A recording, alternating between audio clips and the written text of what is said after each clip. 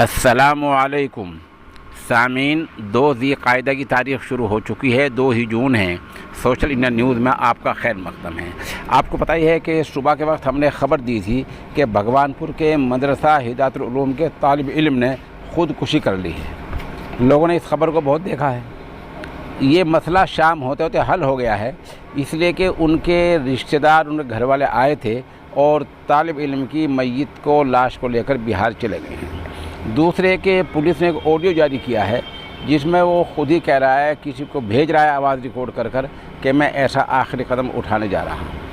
तीसरी एक बड़ी बात ये सामने आई है कि जो मदरसे में CCTV कैमरे लगे हुए हैं, उस कमरे में जहाँ ये काम हुआ, हादसा हुआ, वहाँ तो CCTV कैमरा नहीं है, लेकिन जो बाहर लगे हुए हैं उनमें वो तालिब इल्म पैरों के नीचे सामान रखने वाला एक कैरेट ले जाता हुआ दिख रहा है।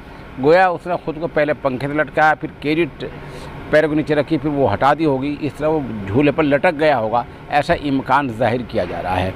बहरहाल मसला हल होने की तरफ है और तकरीबन हल हो गया है और वो अपने घर, उसको घर वाले मैयत को ले गए हैं। अब सवाल यह है कि जब इस तरह के मसले आते हैं तो हमें क्या करना चाहिए। इससे पहले हम ये बता दें कि भगवानपुर से ही, वहीं से जनाब अज़हर साहब हमारे राब्ते में हैं, उन्हीं के हम इस खबर के लिए पूरी तरह शुक्रगुज़ार हैं।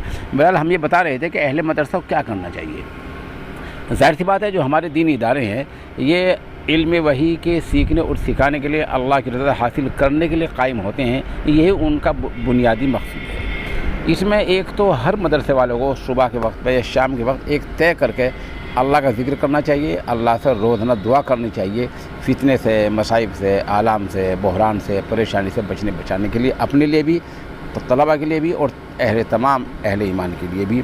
इससे अल्लाह ताला सुनते हैं और बचाव होता है। दूसरे के ज़ाहरी तदबीर के लिहाज से निगरानी के अमल को और तेज़ करना चाहिए।